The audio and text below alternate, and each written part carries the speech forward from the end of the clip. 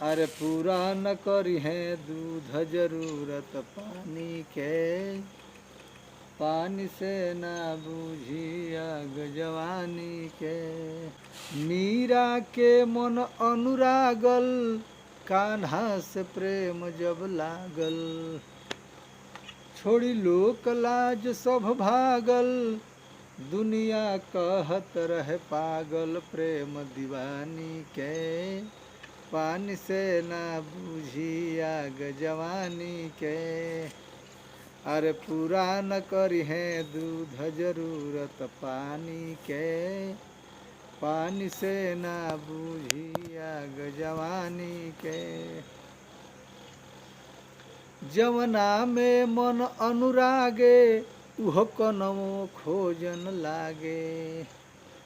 कतनो चीनी में पागे, बाकी वह दिन नीक न लागे। पुआ सतुआनी के, पानी से ना बूझी आग जवानी के। अरे पूरा न करी है दूध जरूरत पानी के, पानी से ना बूझी आग जवानी के। बीरह के ज्वाला जागी, देहिया में अगिनिया लागी। तब निकलब घर से भागी, हमले गोईठा के आगी। फूकब खरिहानी के, पानी से ना बूझी आग जवानी के। अरे पूरा न करी है दूध जरूरत पानी के, पानी से ना बूझी आग जवानी के। अब लास्ट करी।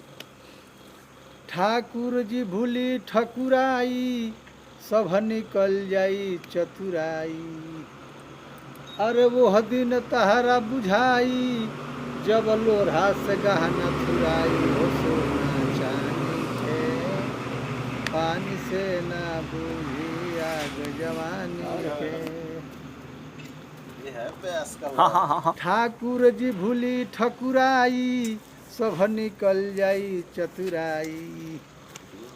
अरे वो दिन तहरा बुझाई, जब लोढ़ा से गहना थुराई। हो सोना चांदी के, पानी से ना बूझी आग जवानी के।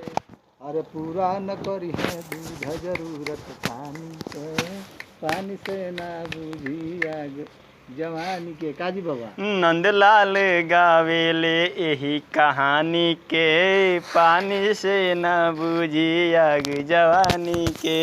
ई कुल तर्ज है।